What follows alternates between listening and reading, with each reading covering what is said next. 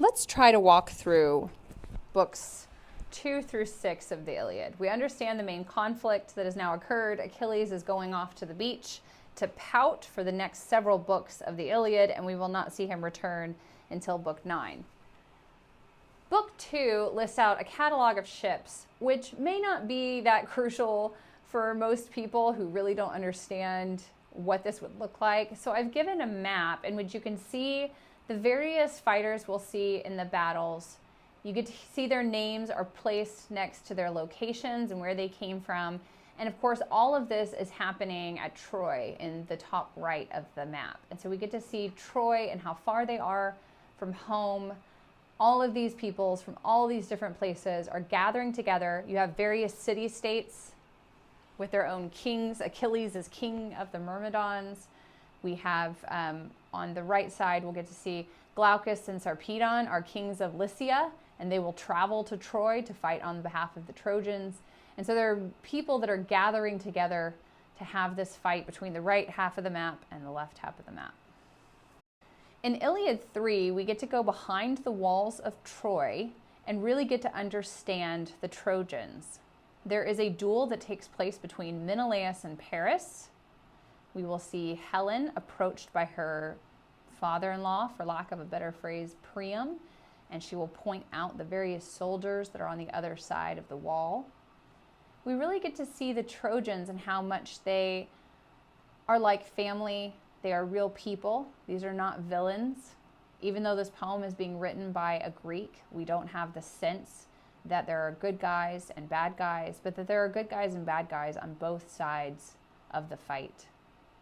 The Trojans worship the same gods, which historically probably would not have been the case, but they worship Athena. They worship her even though she's on the other side. They worship Zeus. Helen is being subjected to the whims of Aphrodite. She seems like a slave of the goddess. And then, of course, we'll get to see the relationship between Helen and Paris. It is not uplifted or depicted as a love story. If we read something like Anna Karenina, in which a woman flees from her husband and her unsatisfactory marriage to fall in love with another suitor, and we are uplifted by all their passions only to see the destruction that it brings her and her family, and then we wonder who is at cause for this problem. Was it that Anna Karenina should have never left her husband, or is it the society that wouldn't give her the freedom to marry and love who she chooses? We do not have that same conflict that takes place in the Iliad. Helen and Paris are not shown to be these two great lovers and everyone wants to be like them. And if only the Greeks and Trojans would just let them be happy. So if that's not how they're depicted, are they victims in this scenario? Are they to blame in this scenario? And let's unpack these characters and their role in these events. First, the fight between Menelaus and Paris. Hector has been out leading the charge on behalf of the Trojans. His brother Paris, on the other hand, who actually has caused this entire fight to come upon them, seems to be doing very little. He's not in the front lines.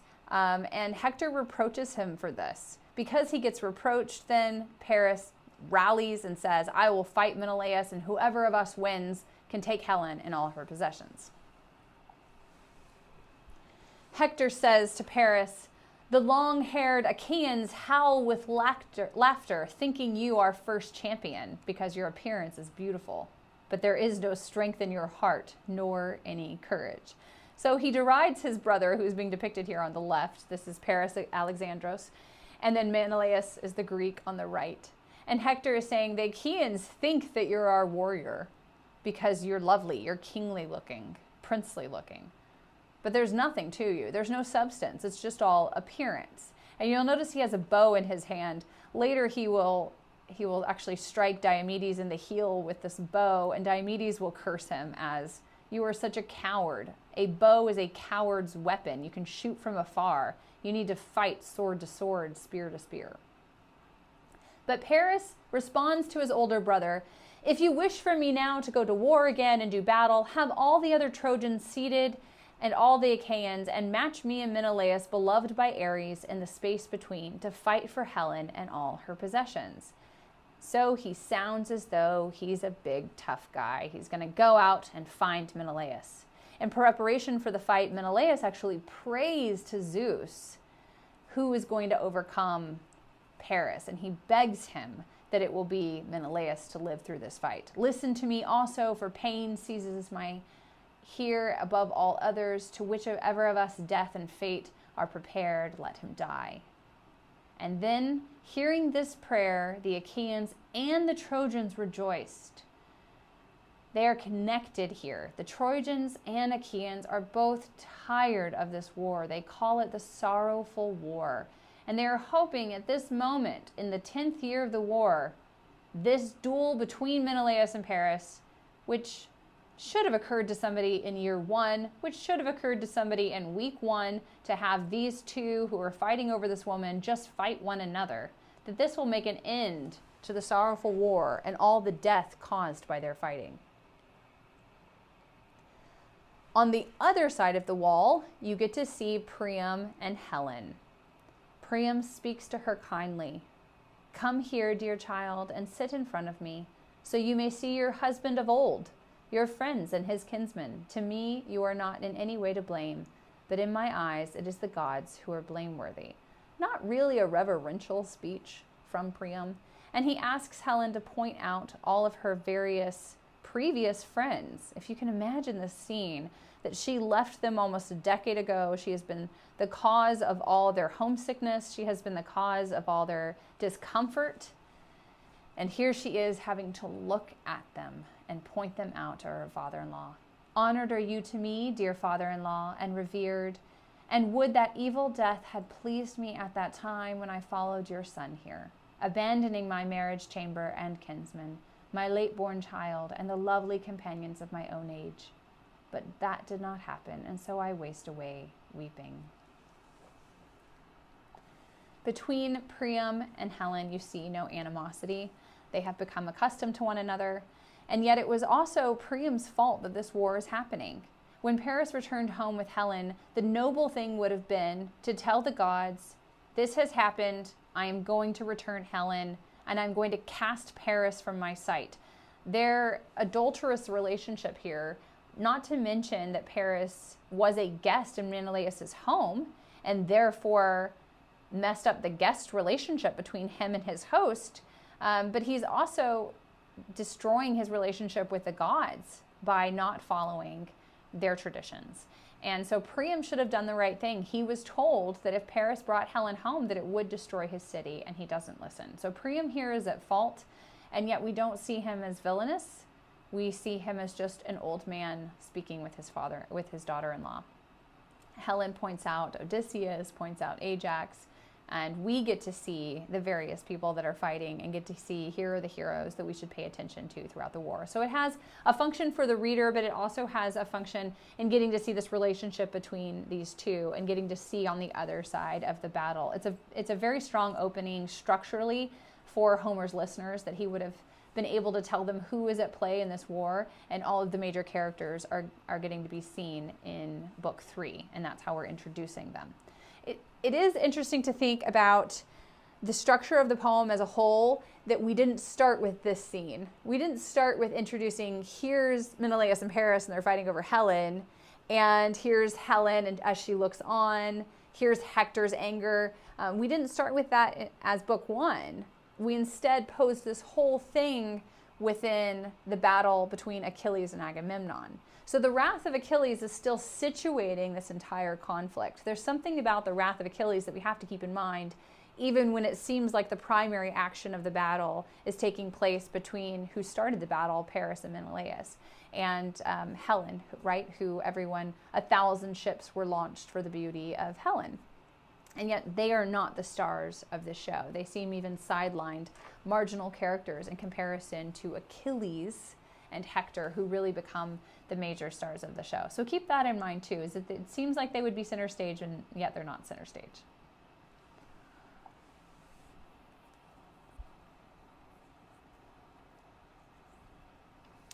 As mentioned before, Helen and Paris have this love affair, which supposedly started the entire war. But in this scene, in which we really get an inside view between Helen, Paris, and Aphrodite, readers would begin to question their assumptions about the relationship between Helen and Paris. Aphrodite has interceded. Menelaus was winning against Paris, and rather than Paris lose his life, Aphrodite sweeps him away, covers the whole battleground in mist, and takes Paris out of the fight. Very unfair move, because everything could have just ended if Menelaus would have killed Paris, but that's beside the point. She brings Paris back to his bed, and then she approaches Helen and says, look, your husband is home and he looks fresh, like he's never even been to war. Go, sleep with him. And you get to see the interaction between Helen and Aphrodite in this moment. Helen is not excited that her supposed husband has been brought back safely. Mad one, she addresses the goddess. Why do you desire to seduce me this way? Important to remember that Aphrodite is disguised as an old woman, but Helen sees right through her. I, loathsome as I am, I will not go there. It would be shameful to share the bed of that man. The sufferings I have in my heart are without end. We see Helen constantly self-degrading, constantly berating herself for being the cause of all this trouble. She is not happy to have her husband home and once again feels used by Aphrodite. Aphrodite responds, do not provoke me, wicked girl. We'll see a similar line at the end of the poem between Achilles and Priam. Do not provoke me. As though anger is just around the corner for these gods and goddesses, as well as around the corner for Achilles at all time. Helen reviles her husband when she reaches him. She does not immediately go to his bed and say, I'm so glad you're safe. Instead, she says, I wish you would have died in war, broken by the stronger man, right? Broken by Menelaus, he who was in time past my husband. Go fight him again. She wants nothing of his bed, nothing of his company, and she wishes he would have died already. Paris, you get his personality in these lines. Another time I'll defeat him. Let us go to bed and pleasure ourselves with love, for never at any time has desire so overwhelmed my senses. This line will be repeated in book 14 when Zeus seizes Hera. Never has desire so overwhelmed my senses. So you have Paris, in a sense, godlike in the fact that he cannot resist Helen. Paris is not exalted for this behavior. He is detested by everyone, both Trojans and Achaeans alike. While everyone else is losing their lives, while everyone else is fighting, he is getting to stay in bed with Helen. It is not a very noble character that we have here. We are not on the side of Paris. No one is wishing that Paris lives through this event, that he may enjoy his time with Helen forever and ever. And in that sense, we begin to understand the futility of war. Really what we see in books 4 through 6 as we're introduced to the battle scenes. And people do wonder whether Homer himself, of course, served on the battle scenes. He has very intimate knowledge of what it is like to fight in war. He depicts the deaths of people with gore, with gruesomeness. If you've ever read any Kurt Vonnegut, like Slaughterhouse-Five, in which he depicts war not as something that young men should be desiring or eager to go sign up for. There is no aggrandizing of war. Just like Homer, Vonnegut, too, they both play war down. They show the true atrocity. They show the horrors of war.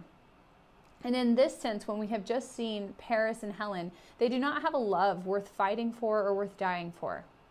And so the characters have to wonder what they're doing, why they are even fighting. What is it all for?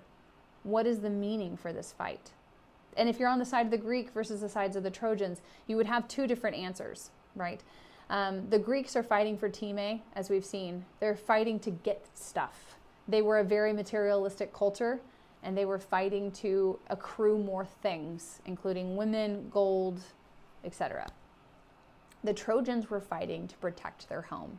And we'll get to see that when we move behind the walls again in book 6. Just looking at a couple passages in book 4 through 6, look at these disastrous descriptions of death, the cries of death, of killing and being killed. The earth flows with blood. Later, when Achilles fights, he's piling up so many corpses that the river protests that she is choking with blood.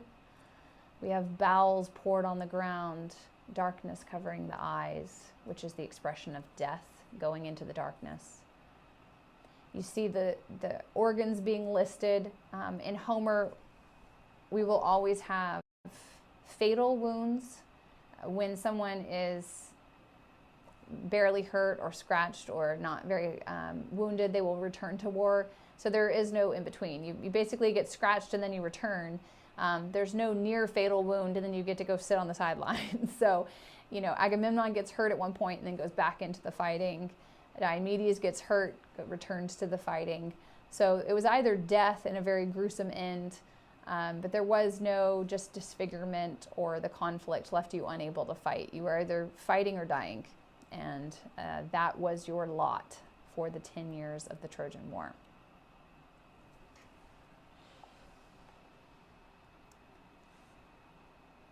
In Book 5, we have our first Aristeia, Diomedes, the son of Tydeus, and we see him compared to a lion. This is a description that is going to be repeated when people have their Aristeia. They get turned into animals like a lion. And here we have our long Homeric simile is what this is called, in which you almost lose the point of comparison because the simile goes on for so long. So I'll read it here.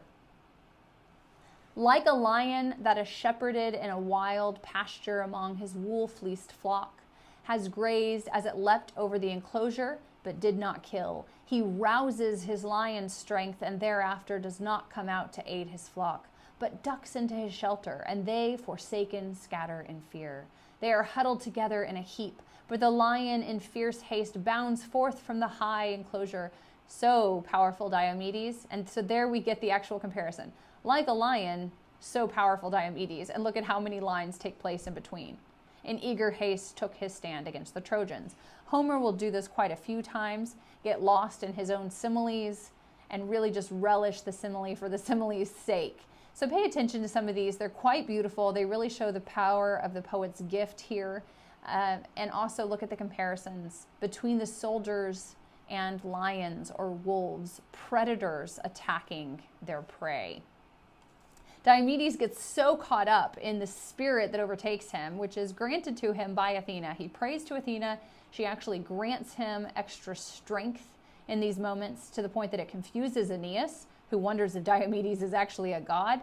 And he gets carried away so that even when Apollo is saving Aeneas from this fight, he continues to attack. He wounds Aphrodite, who had been trying to save Aeneas because she is his beloved, and instead also tries to attack Apollo, who is pulling Aeneas out of the fight.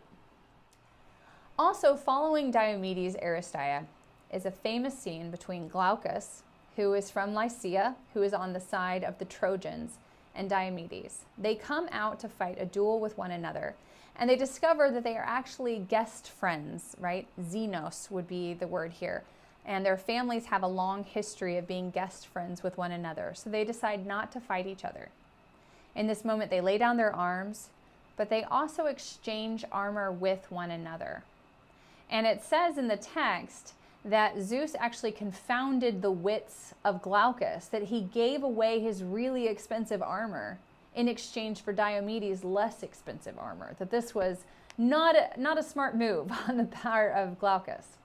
Elizabeth Vandiver, who is a professor who teaches Homer's Iliad and Odyssey, as well as Virgil's Aeneid for the Great Courses series, she makes a comment that this exchange could metaphorically represent what the whole Trojan War is about, that we see it in miniature, that on the side of the Trojans you have Glaucus exchanging the most prized and beloved armor, right? So metaphorically, Troy has the city of Troy that they're willing to give up for something less worthwhile, like Helen, right?